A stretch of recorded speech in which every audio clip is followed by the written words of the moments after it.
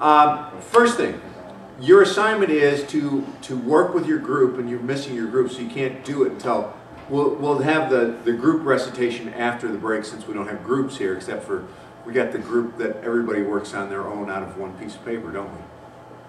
Everybody gets their own piece of paper? That was you guys. Everybody has your own copy of it. Marcos is part of that. Then we got 2 out of the, one person has paper and the other don't. And then we have 2 out of the nobody has. The one who has the one copy. All that we had. Yeah. So we might take some time and experiment with methods. But it relates to what Ong is talking about in the psychodynamics of orality, and also some other things that come up within that chapter. Now, as you look at the first is a bit of housekeeping. If you looked at the schedule, the daily schedule says that we were going to finish Ong today and go on to Eisenstein for after the break. But I think that was too optimistic on my part. So we will work a little bit on we'll work on Ong today on a couple of things, and then we'll work again on the Monday when we come back. We'll switch to Eisenstein on Wednesday, because we're switching from oral culture to typographic culture as we look at printing in the early Middle Ages. So we want to talk a little bit about what happens, things that we do that may be signs of orality. So, and we're supposed to read all of them. We want to get through all of them. It's not a real hard. It's not a real. Yeah, hard I just want to make sure. Yeah, but we want to get through all of it. Okay.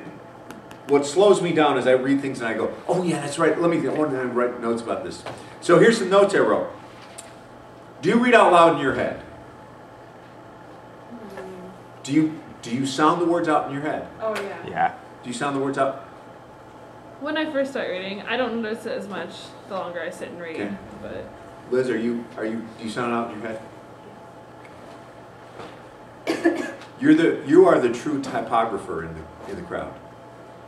Truly typographic culture will no longer sound out the words in your head. When you sign your name, you don't think about it. When you sign your name. It's just instinct now. Yeah. When you sign your name. I don't think about it. I have to think about it. I sound out every letter in my head. Every time I sign my name. It's because your name is spelled differently. No, my name is spelled correctly. Of course your name is spelled correctly. Do you write out loud in your head? Do you write in your head before you put it on paper? I write in my head as I put it on paper. You write as you hear. Do you hear the words? I hear it and then I'm writing at the same time. You hear the words as you write it. Marcos, do you hear the words as you write it? No. Okay. So you're just writing it out. You doesn't Melissa? think. You just. I don't know. I don't think just about it. put it all out there. I've never thought about it before. Yeah, same. I think if I'm writing something down, I'm more likely to sound the words in my head. But Like if you're writing it by hand. Yeah, but if I'm typing. If you're typing, you just I as don't fast think as you so. can go. Yeah, I don't think I'm. Yeah, I'm sounding out words in my head as I'm going. Megan, how about you? I know, as it comes out on paper, I think about it. Like I'm speaking it as I'm writing it. Okay, in my yeah, head. that's what we do as well. Okay, yeah. Do you do it more when you're handwriting, or do you do it still when you're typing? I don't do it as much when I'm typing. I do it a lot when I'm typing. And then when I stop doing that, I notice I put in words from what I'm hearing. Like if I've got the music going on, and I pick up a lyric, that's likely to show up in what I'm typing. Well, the worst thing that I do is I'll get ahead, and in my mind, I'm ahead of it. So when I write, it'll be like the, and then the next one will start with the T too. So I'll just skip over the and keep going. I skip over words because I know they're there. Exactly. So when someone else reads it, they're like, this makes Or sense. if I'm talking to someone else Yeah. while I'm typing, what I'm saying. Will come into Yeah. the typing. Okay. Do you always want to innovate, or are you happy with repeating? Do you always want to innovate, or are you happy with repeating what worked well in the past? Joey, I want to innovate. you're an innovator. Yeah. Marcos? If I'm happy with it, let's do it again. Okay. Yeah. Megan? I don't like repeating. Okay. Dana? Okay. One of my preaching instructors once said that any sermon that was worth preaching once is worth preaching a dozen times. And most of us who have been out on various, not necessarily in the same church all the time, we've been out in traipsing around. We have a sermon or two that we have preached in at least a dozen locations because the audience has changed. But I'm finding as I age and as I preach more, and as I'm coming back to preaching again after every Sunday, after time away, I'm finding that I am repeating things that I said a long time ago. So I'll do a new sermon, and then I'll look at one that I have in the file, and I discover, oh, I said this in 1985. Exactly the same words. So I do repeat, even though I like to think I'm innovating. I do repeat. I think I'm a fairly oral person, which may make sense out of why I teach speaking. The conflict between, on page 24, Ong talks about the conflict between tradition and innovation, between formulaic and invention. So let's take a quick look at that, because I think it's a really important point.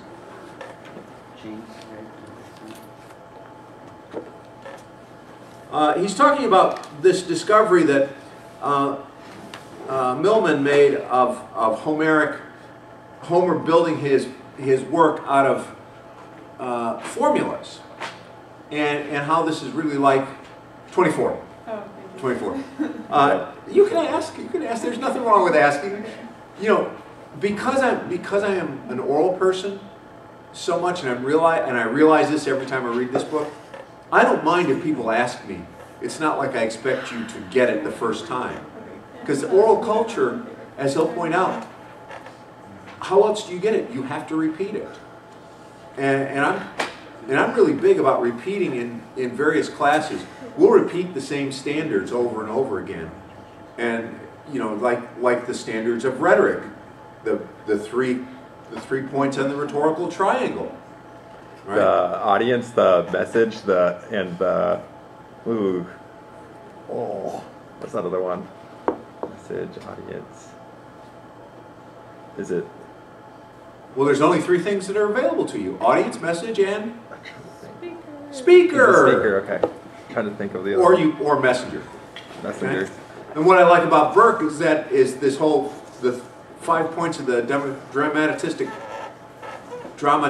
pentad get repeated over and over again in his work. And I mean, this repetition really, oh yeah, that's right.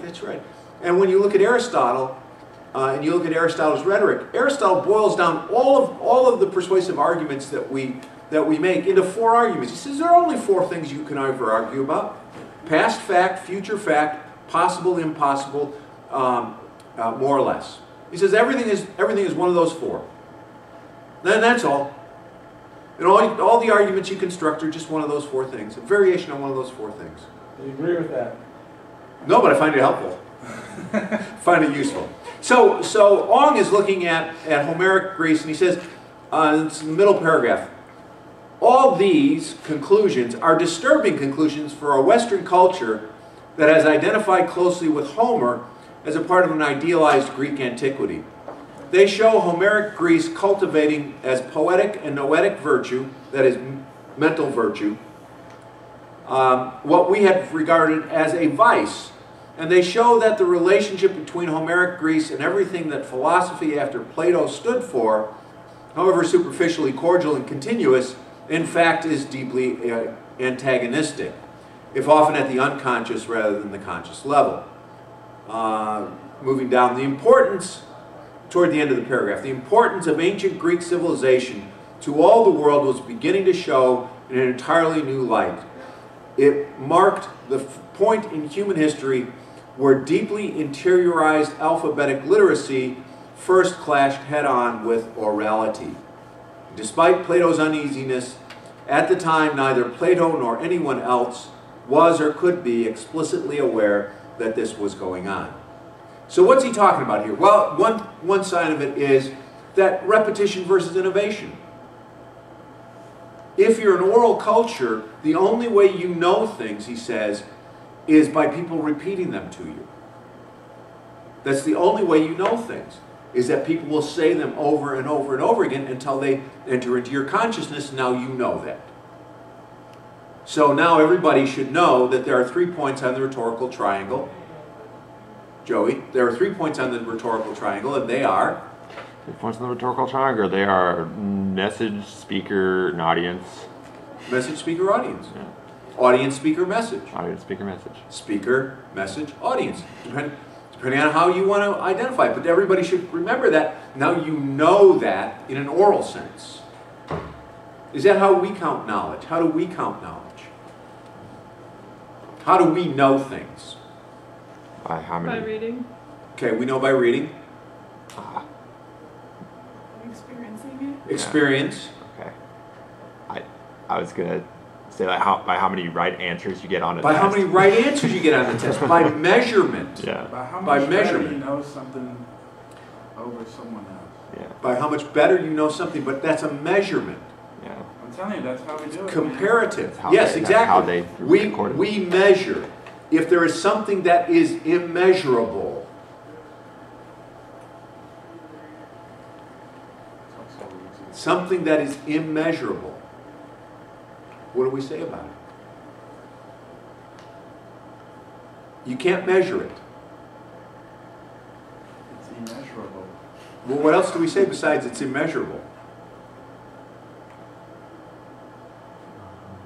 Do you know this thing? No. One of the big debates about the existence of the divine is between science and believers. And believers, in my opinion, have gotten onto the wrong side of the debate. They're trying to argue that, well, yeah, you look at the book of Genesis and it's science. It's science. There are scientific facts in there. And the scientists come along and say, yeah, sure. And you have a huge problem because you can't do anything that will measure the Genesis account. And all the things that we measure are contrary to what we claim, not we, but many Christians and some Jews will claim are the facts of the world. Scientists have other things. Science measures things. But if this is immeasurable, should we have a debate with science? No, No. it's a waste of time. It's a waste of their time, waste of our time. If you're a believer Waste of our time. debating with science about the immeasurable, a waste of time. Because you're talking about two different things. Deanna Douglas once said, and when you come to social science, this is actually true. Deanna Douglas once said, if you can't operationalize something, it may not exist. And from a social science perspective, that may be true. Now, let's define a couple of terms. What does it mean to operationalize something? Any idea? Any clue? To make facts out of it. In a sense, to make facts out of it. To make observable behavior out of it. If you cannot describe something in terms of observable behavior, it doesn't exist. Or it's a state of mind. But it's not measurable. We live in a world of measurability. Can that be done with the chupacabra? Yeah, you can measure the chupacabra. So Since it doesn't exist, yes. It's But not immeasurable. some people say It's not immeasurable. It's simply non-existent. I wasn't even trying to be funny. I was just trying to apply it. No, absolutely, Their theory to absolutely, something that we absolutely. But if you're arguing that there is an existent in the world, ghost, chupacabra, whatever, that can be seen and encountered, then it must also be measurable. Squash. But can you see God? What is it that specifically the Christian and Judeo-Christian scriptures say about seeing God? We can't. Why not? This is too. Holy. What happens? There's the holiness of God, but what happens if you see God? You die. You die. Who's the only person who sees God? Moses. Before He Moses. doesn't see Moses. He doesn't see Before Adam and Moses. Eve. Adam and Eve. Moses did see. No. Well, after Adam and Eve. Let's skip from Adam and Eve. They see him because they're walking around the garden with him. Okay. After Adam. Skip from between Adam and Eve and Moses. Christ. No, Christ after. Oh. Get your Between facts Adam, right. sorry, right. Between Adam and Eve and Moses Didn't Moses in the see story. God? Ah, Hosea? No. shit. Is it Hagar, Hagar? the illegitimate wife, Um, the illegitimate, Abraham. the mother of Abraham's illegitimate child, Ishmael. She saw God. She sees God and lives. It's really a cool story. And then Moses gets a chance to see God, but what does Moses get to see? The fiery bush. No, not even the fiery bush. It's Oh, worse than that. God says, I'll put you here in this cliff of the rock, this hole in the rock. I'm going to put you here and I'm going to put my hand in front of it. And when I take my hand away, you'll see my backside go by. But you cannot see my face. He saw something. You cannot see my face. So Isn't Moses that only gets after to see he his saw God, backside. isn't that whenever he came back and he was like something was He's disfigured? glowing. He's glowing. Okay?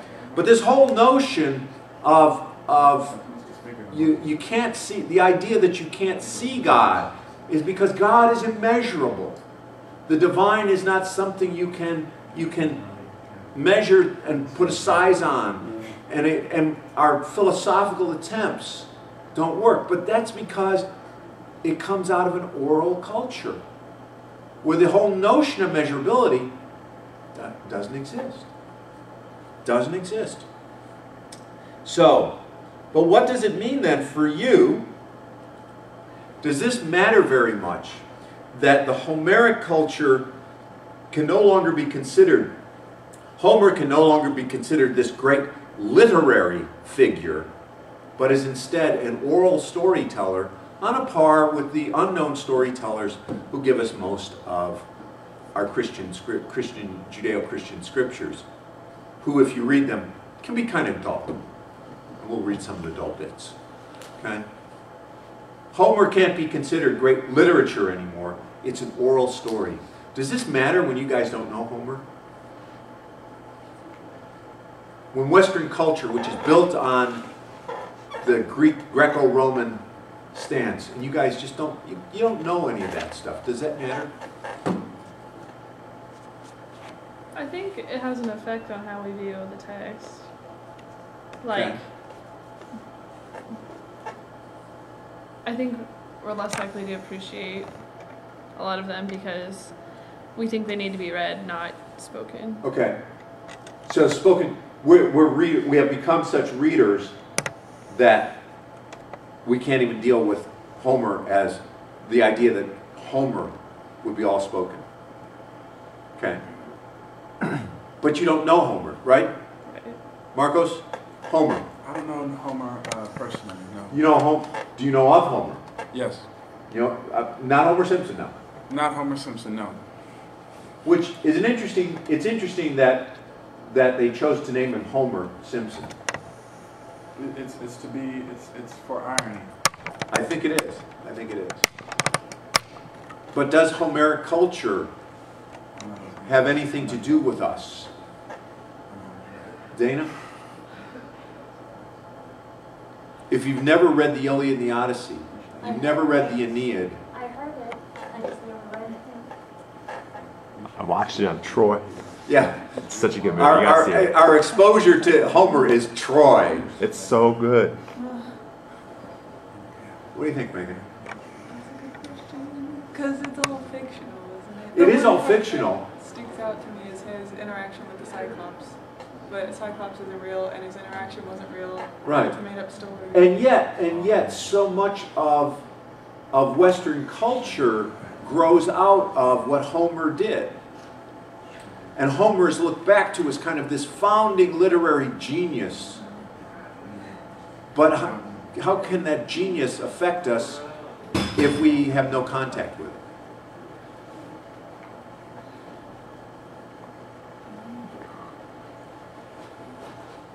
Not a question to which I expect an answer. It's not on the test. No, it's not like it directly affects us Yeah. anymore, but it's like affected us through Right, its right. transformation. Is it- and Has it? Or is that getting lost? I mean, I think it still is affecting us, I mean, there's still so many references to his work. Well, think not only references directly to his work, but think also about the ways in which we talk about our culture. How do we talk about, for example, male culture today? Money in the cars, What are important categories for manliness? Strength, Strength. Smart. Smarts? No. Brave. No? No? No. What are important categories for men? Smart to be manly. In Are you society? kidding me? Smart to be manly? Super manly men are stupid. Nowadays, the smarter ones aren't very manly at all. In the Iliad, who is the really smart man? Is Achilles very smart? no. No. What does Achilles know at the very beginning of the Iliad? Achilles knows that Well, doesn't his mom tell him that? he's gonna die or something. He knows he's going to die. That's what over there might be. He knows he's going to die shortly after. You can tip him straight. How would I do that? Loosen the little handle that's All about facing that? you. No, not that. Finding No. that balance. Joe, start a new frame. Start a new